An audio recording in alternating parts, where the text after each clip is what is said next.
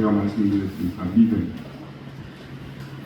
하나님의 생명과 능력과 하나님의 축복을 받아 누리는 방법이 믿음이라고 말씀드렸습니다. 같이 한번 따라서 하실까요? 하나님의 생명과 능력과 축복을 받아 누리는 방법이다. 늘 마음속에 새기십시오. 믿음은 하나님의 생명과 능력과 축복을 받아 누리는 방법이다. 믿음이 강하면 하나님의 생명과 능력과 축복을 그만큼 강한 만큼 많이 받아 누리게 된다는 것입니다.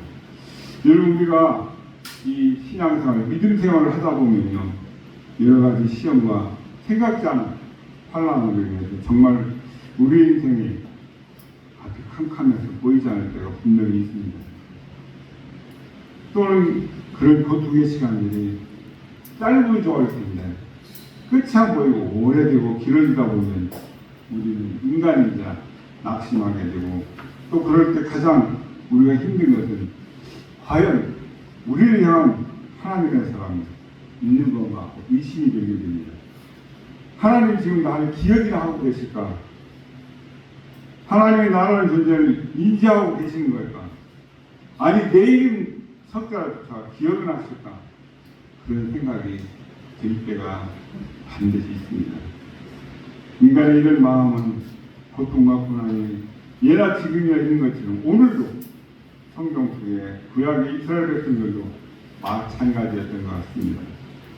오늘 본문의 말씀은 바벨론의 포로로 끌려갔던 이스라엘 백성들이 그 포로의 기간, 그 고통의 기간, 고난의 기간이 길어지자 포로 생활의 해방과 회복에 대한 하나님의 약속이 분명히 주어졌음에도 불구하고 그들 가운데 그 고통의 시간들이 길어지기 때문에 그들은 입으로 우리를 버리셨다.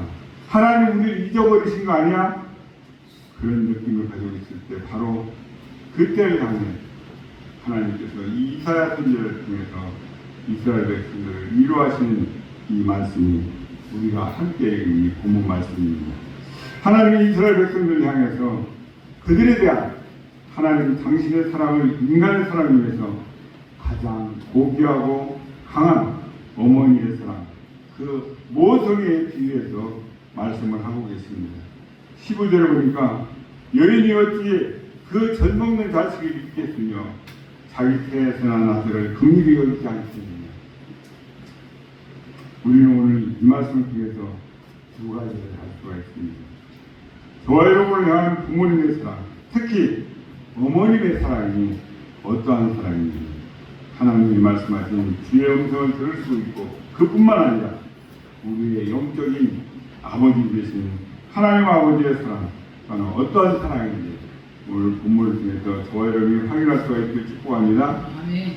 오늘 주어진 이 말씀을 통해서 그 사랑을 통해서 우리를 향한 하나님 아버지의 사랑을 확인하면서 우리가 그 두 가지의 사랑이 정말 응답하고 보답함을 하는 저와 여러분 되실 주님을 축복합니다.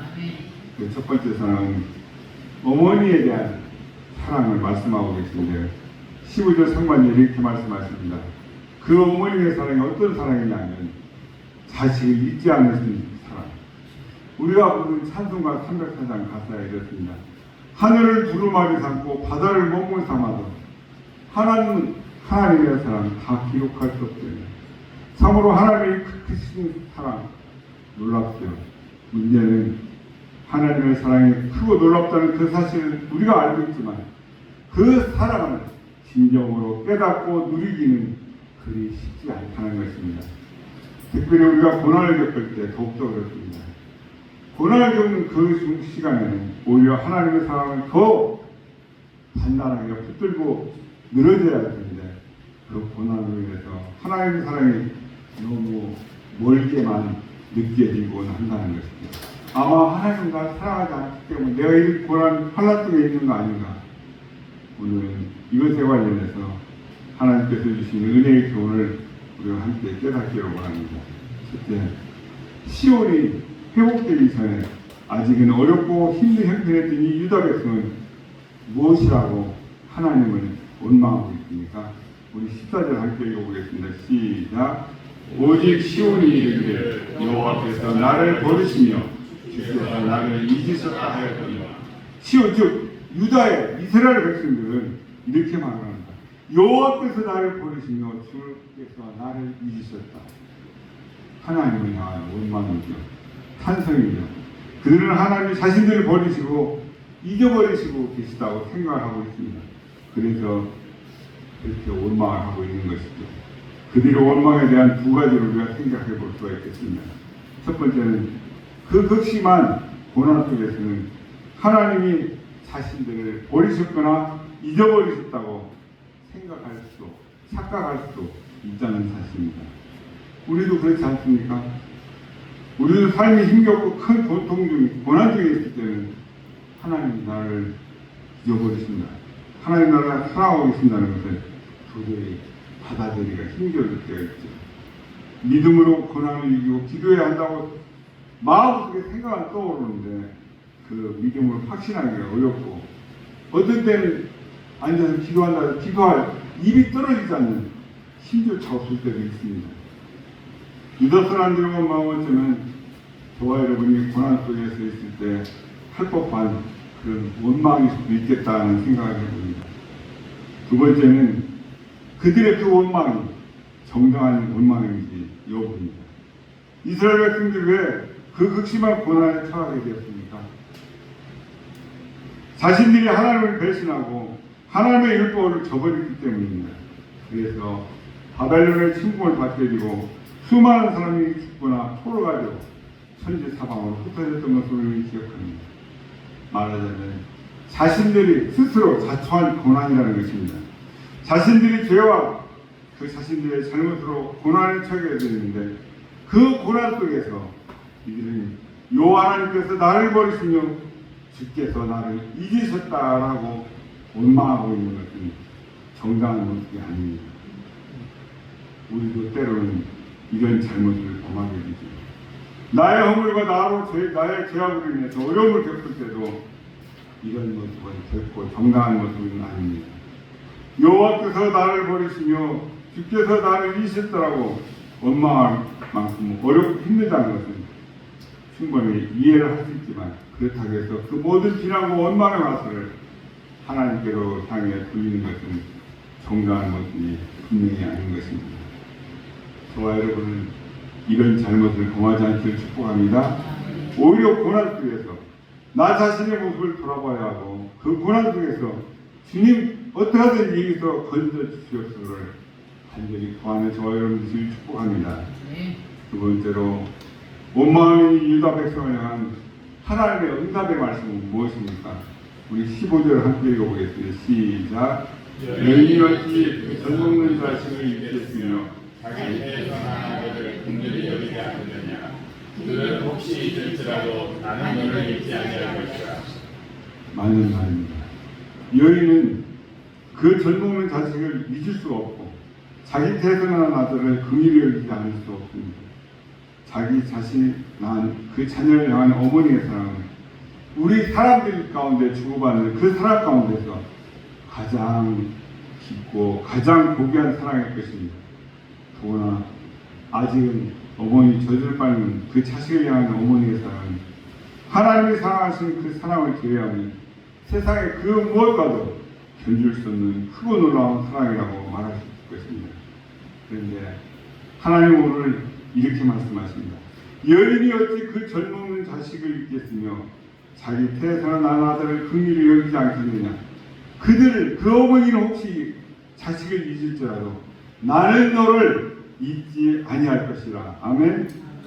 어머니가 자기 태에서 난 아들 그 젖먹이던 그 자식을 결코 잊을 수 없고 긍휼히 여기지 않을 수는 없지만 혹시 만 명 중에 한 명이라도 어머니가 자식을 잊어버린다 할지라도 하나님은 결코 하나님의 백성을 잊지 않으실 것이라고 말씀하고 계십니다. 놀라운 하나님의 이 약속입니다. 단순히 하나님의 사랑이 어머니 사랑보다 크다는 것을 말하는 것이 아닙니다. 어머니가 젖먹는 자식, 자기 태에서 난 아들을 긍휼히 여기는 것은 마치 물이 위에서 아래로 흐르는 것처럼 너무나도 당연한 일인데 그처럼 당연한 일이 어그러진 그때조차도 하나님 저와 여러분을 사랑하시며 잊지 않으셨다는 그런 말씀입니다. 15절의 이 말씀은 저와 여러분을 향한 하나님의 사랑의 고백이기도 합니다. 특별히 하나님의 사랑을 확신하기 어려운 고난과 위로와 격려의 말씀인 것입니다. 혹여 우리가 살아가면서 어떤 고난 속에 있더라도 하나님을 변치 않는 그 위대한 사랑을 기억하고 확신하시면서 고난을 견디고 있게 나라를 우리에게 주시는 말씀인 것입니다. 혹시 고난 가운데 계신 분이 있습니까? 너무 힘들고 어려워서 이제는 하나님을 돌이키고 붙드는 것조차 힘겹고 하나님 나를 사랑하시는 그 사실을 기억하는 것조차 어렵게 느껴지지는 않습니까? 만약 그렇다면 오늘 이 15절의 말씀 그들을 혹시 잊을지라도 나는 너를 잊지 아니할 것이라는 이 말씀을 가슴속에 새기시길 축복합니다. 아멘. 하나님은 이스라엘 백성들을 향해서 그들에 대한 당신의 사랑을 인간의 사랑을 위해서 가장 고귀하고 강한 어머니의 사랑 모성에 비교해서 말씀해 주셨습니다. 여인이 어찌 그 자식을 잊겠으며 자기 태어난 아들을 긍휼히 여기지 않겠느냐. 우리는 오늘 이 말씀을 통해서 두 가지를 알 수가 있습니다. 저와 여러분을 향한 부모님의 사랑, 특히 어머님의 그 사랑이 어떤 사랑입니까? 하나님께서 말씀하신 주의 음성을 들을 수 있고 뿐만 아니라 우리의 영적인 아버지 되신 하나님의 사랑 또한 어떤 사랑인지 부모를 통해서 확인할 수가 있습니다. 오늘 우리에게 주신 이 말씀을 통해서 그 사랑을 통해서 저와 여러분을 향한 하나님 아버지의 사랑을 확인하고 우리가 그 두 가지의 사랑에 정말 응답하고 보답하며 살아나가는 저와 여러분 되시길 주님의 이름으로 축복합니다. 그 첫 번째 사랑 어머님의 사랑에 대해서 오늘 말씀하시고 있습니다. 15절 상반절에 그 어머님의 사랑은 여인이 어찌 그 젊은 자식을 잊겠으며 자기 태어난 아들을 긍휼히 여기지 않겠느냐. 그들은 혹시 잊을지라도 나는 너를 잊지 아니할 것이라. 고난 속에 있지 않더라도 우리의 삶이 평범하고 평통할 때라도 우리는 변치 않는 하나님의 사랑을 확신하고 그 사랑 가운데 살아가야 될 줄을 믿습니다. 이것이 저와 여러분의 가정을 행복하게 만들고 행복하게 살아가는 길인 것입니다. 시온을 향해서 이어지는 하나님의 말씀은 무엇입니까? 우리 16절 한번 읽어볼까요? 시작. 내가 너를 내 손바닥에 쓰겠고 내 성령이 항상 내 앞에 있나니. 하나님은 시온에게 내가 너를 내 손바닥에 쓰겠고 너의 성벽이 항상 내 앞에 있나니 라고 말씀하시고 있습니다. 쉽게 생각하기로 우리가 중요한 내용을 적어 둘 메모지가 없다면 손바닥을 적지 않습니까? 왜요? 그 기억을 잊지 않기 위해서. 그런데 하나님은 시온을 저와 여러분의 이름을 하나님의 손바닥에 적어주는 정도가 아니라 새겼다라고 말씀하셨네요. 마치 문신을 새기듯이 하나님의 시온의 이름을 아예 손바닥에 새겨주시는 것입니다. 물론 하나님은 영이시기에 손바닥이 없으시다는 걸 알 수 있죠. 그러나 이것은 결코 내가 시온을 잊지 않겠다는 하나님의 의지이며 하나님의 약속의 말씀인 줄 믿습니다. 하나님은 저와 여러분의 이름조차도 하나님 당신의 손바닥에 새겨주셨습니다. 결코 저와 여러분이 잊어버리지 않기 위해서인 것입니다. 새겨주신 것뿐만 아니라 언제나 하나님 자신의 손바닥에 새긴 저와 여러분 우리의 이름을 보시는 줄 믿습니다. 하나님 손바닥에 새긴 그 이름을 바라보실 때마다 하나님의 얼굴에는 그 사랑으로 인한 온화한 행복의 미소가 가득할 것으로 생각됩니다. 우리는 늘 기억해야 됩니다. 우리는 하나님을 잊을 수 있지만 하나님은 결코 저와 여러분을 잊지 않으신다는 것입니다. 우리는 고난 속에서 하나님께서 나를 얼마나 사랑하신지를 기억하지 못하지만 하나님이 여전히 변함없이 저와 여러분을 사랑하십니다. 나의 이름이 하나님의 손바닥에 새겨졌다는 것을 하나님께서 언제나 그 손바닥에 새겨진 그 나의 이름을 보시고 계시다는 것을 잊지 마시길 축복합니다. 하나님은 16절 하반절에서 너의 성벽이 항상 내 앞에 있느니라고 이 표현은 두 가지를 해석을 할 수가 있겠습니다. 첫 번째는 하나님이 시온의 성벽을 늘 지켜보고 계신다는 의미로 해석할 수 있고요. 두 번째는 하나님 앞에서 온 시온의 성벽이 무너지지 않고 늘 견고하게 서 있다는 의미로 해석할 수가 있겠습니다. 저는 이 두 해석 중 어떤 해석도 너의 성벽이 항상 내 앞에 있나니라는 이 말씀은 하나님은 시온을 좋아요를 끝까지 지키고 보호하시겠다는 약속의 말씀으로 받아들입니다. 그렇습니다. 시온을 사랑하시는 하나님, 좋아요를 사랑하시는 하나님, 시온을 단 한순간도 잊지 않으시는 그 하나님은 시온을 보호하시는 줄 믿습니다. 마찬가지로 그 하나님은 저와 여러분 우리 또한 보호해 주실 줄 믿습니다. 이 하나님의 손길을 우리의 눈으로는 볼 수 없고 고난을 겪으면 하나님은 이스라엘 백성을 향해서 그들에 대한 하나님의 사랑은 인간의 사랑에 비해서 가장 고귀하고 강한 어머니의 사랑, 즉 모성애에 비유해서 말씀하고 계십니다. 여인이 어찌 그 젊은 자식을 있겠으며 자기 태에서 난 아들 근육이 여지 않습니다. 우리는 오늘 이 주신 말씀을 통해서 두 가지를 기억해야 됩니다. 우리를 향한 부모님의 사랑, 특별히 어머님의 사랑이 어떤 사랑입니까? 하나님 말씀하신 주의 음성을 들으시고 뿐만 아니라 우리의 영적 아버지 되시는 아버지 하나님의 사랑 또한 어떤 사랑인지 확인할 수가 있습니다. 그 사랑을 통해서 우리를 향한 아버지 하나님의 사랑을 확인하면서 그 사랑에 응답하고 보답하며 살아가는 저와 여러분들이 주님을 축복합니다. 세상의 모든 사람들은 우리를 보고 불러주지 않을 수도 있습니다. 세상의 모든 사람들은 우리를 주목하지 않을 수 있습니다. 우리의 존재 자체도 기억하지 않을 수도 있습니다. 그렇지만 분명한 것은 우리의 어머니, 우리 아버지는 우리를 기억하시죠. 우리를 잊을 수가 없습니다. 언제나 우리 편에서 우리를 응원해 주신 분이 부모님이시고 부모님의 사랑인 것입니다. 우리가 아무리 부모님을 많이 생각한다는데 그 부모님이 우리를 생각하고 사랑하시는 것만큼 우리가 사랑할 수가 있겠습니까? 비록 이 자리에 계신 저와 여러분 모든 분들은 자녀의 자리가 아니라 부모의 자리에 계십니다. 부모로서 오늘 자녀들이 베풀어주는 그 마음을 그대로 받으시기 바랍니다. 그들에게 무엇을 주려고 하지 마십시오. 제가 천안교회에서 노인대 갈 때 노인들한테 지금 살고 계신 집이 5평이든 10평이든 팔기가 아까워서 못 팔겠다면 은행에 가면 저당할 수 있습니다. 한 달에 몇십만 원 계산해서 어르신들 사시는 날까지 10만 원든 220만 원든 50만 원 100만 원이든 지원해드리고 나중에 돌아가시면 정산해서 남으면 장례 치르고 그래도 남으면 자식들한테 정확하게 나눠줍니다. 없대요. 느닷없이 뒤통수만 때리는 분이 계시더라고요.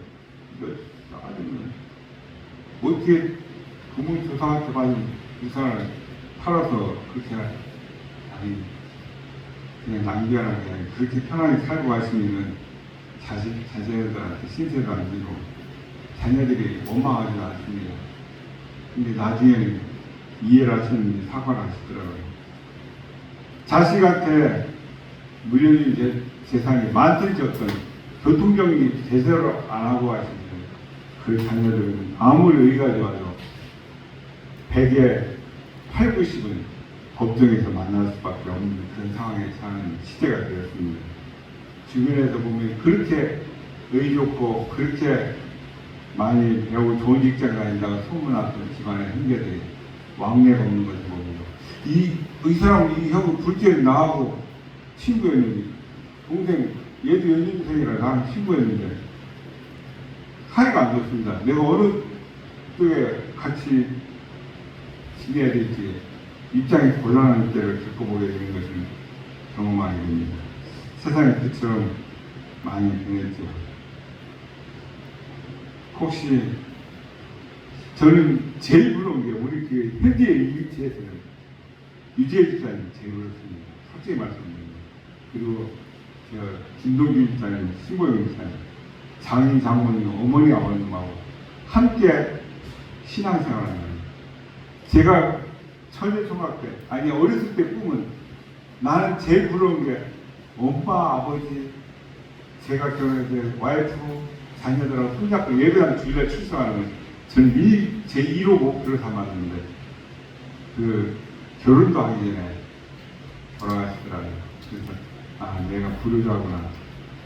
내 때문에 일찍 돌아가셨다는 그런 생각도 해봤습니다. 혹시 부모님이 살아계시다니 우리가 우리를 사랑하시고 우리를 기억해 주시는 그 부모님보다 우리가 어머니 아버지를 먼저 더 생각하고 그 어머니 아버지에게 따뜻한 전화, 문자 한 통화라도 드릴 수 있다면 혹시 찾아가서 만날 수 있다면 안아주시고 호응해 주시고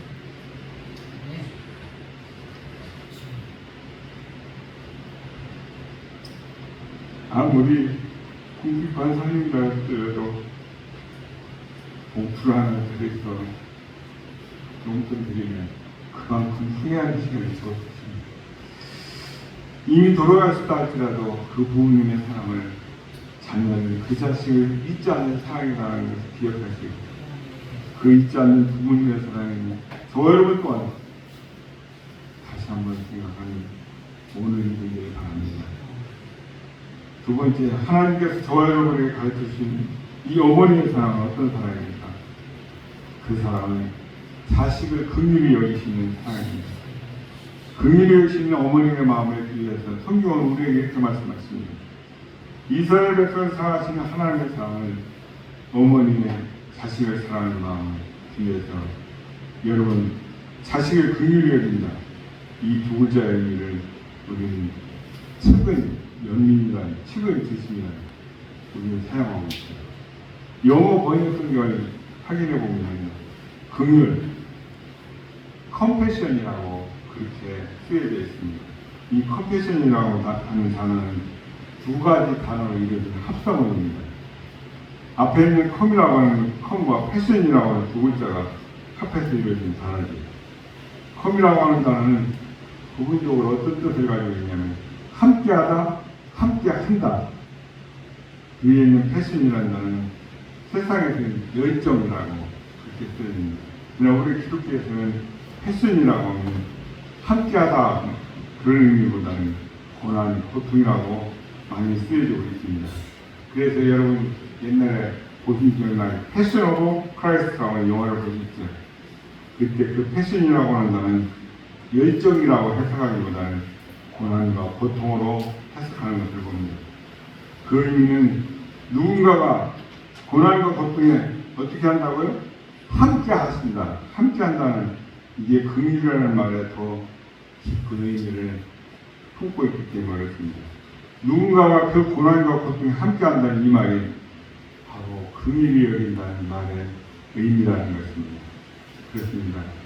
이 땅에 오직 고통 중에 있는 저와 여러분을 떠나지 않고 저와 여러분을 버리지 않고 끝까지 저와 여러분과 함께 같이 하는 최고의 사랑이 있다면 그 사랑이 어떤 사랑입니까? 바로 자식을 향한 어머니, 부모님의 사랑입니다. 세상 모든 사람들은 우리가 고통과 고난 가운데 있게 되고 그 고통 중에서 헤매고 있게 되면 우리 곁을 떠나가게 됩니다. 우리를 멀리하게 됩니다. 우리를 마주하려 하지 않습니다. 그러나 누구만큼은요?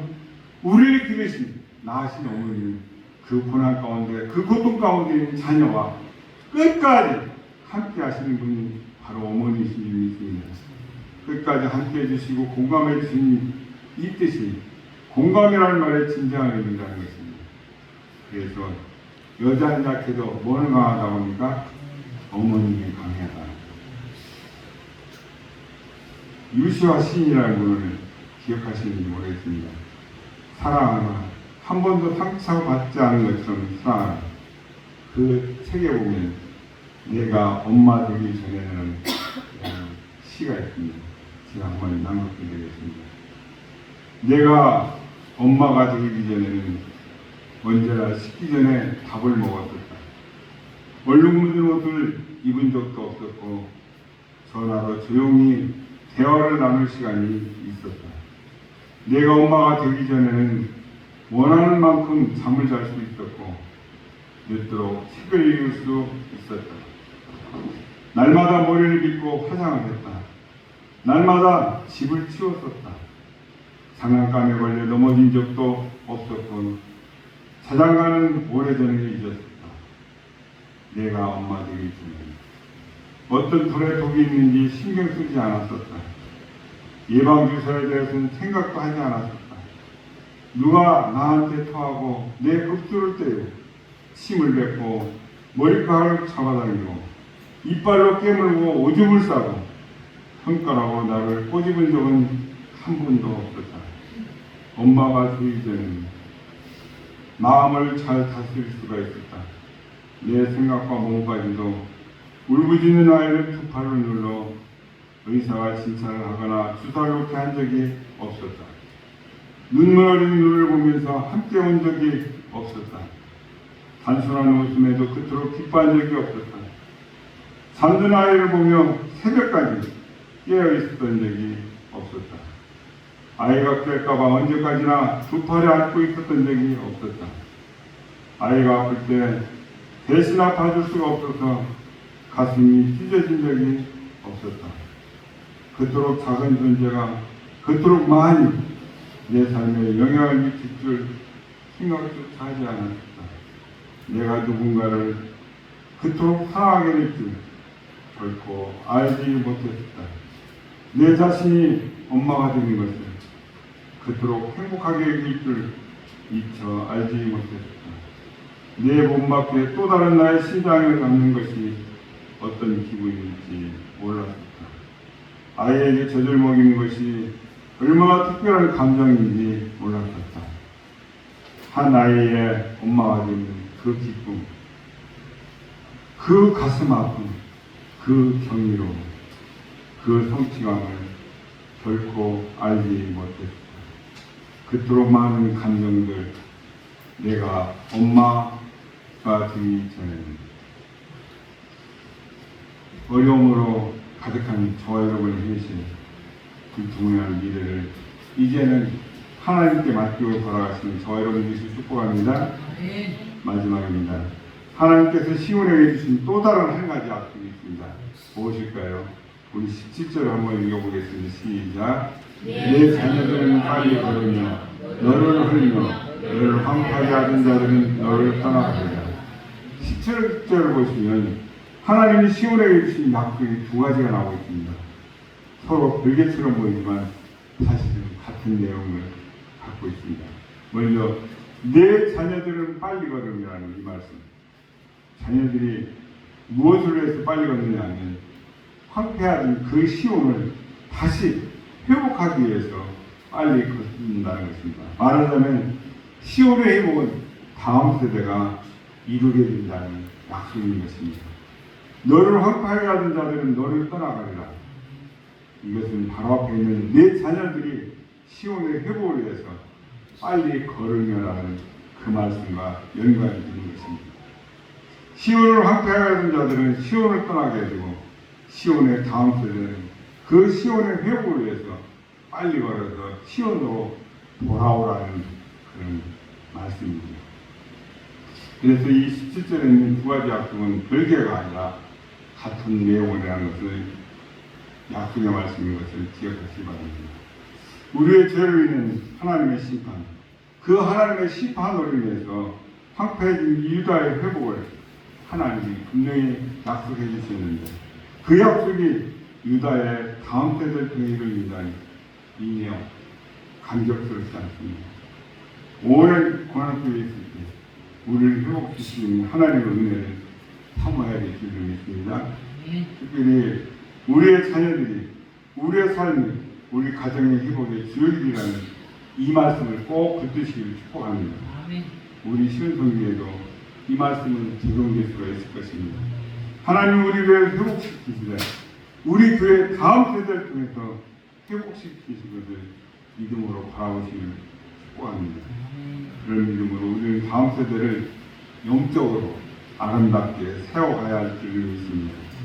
다음 세대를 통한 회복, 이 귀한 하나님의 약속을 굳게 붙잡고 크고 작은 어려움과 고난을 이기는 저와 여러분 되시길 주님으로 축복합니다. 하나님의 사랑이 꼭 너무 멀게만 느껴지신 적이 있습니까? 언제 그렇게 느끼셨습니까? 그 상황을 어떻게 이겨내셨습니까? 오늘 주신 이 말씀을 통해 깨달은 하나님의 사랑 가운데 가장 가슴 깊이 와닿는 것은 어떤 말씀입니까? 또 어떤 점에서 그렇게 느끼고 계십니까? 저는 우리가 불렀던 304장 찬송과 가사를 이번 한 주 동안 10번이고 20번이고 한번 필사해 보시기 바랍니다. 저와 여러분을 향한 하나님의 사랑은 자녀를 향한 부모의 그 사랑보다 더 크고 더 진하다는 걸 느끼실 것입니다. 고난뿐만 아니라 어떤 다른 이유로 인해서 저와 여러분이 하나님을 잊거나 하나님 곁에 떠나 멀어진다 할지라도 하나님은 절대로 저와 여러분을 잊지 않으시고 또 우리 곁을 멀리 떠나가지도 않으신다는 것입니다. 우리가 고난 속에 있든지 형통할 때든지 우리가 굳게 믿고 붙잡아야 할 것은 우리 놀라운 이 하나님의 사랑이라는 것을 결코 잊지 마시니 주님의 이름으로 축복합니다. 잘 들어오신 아버지 하나님,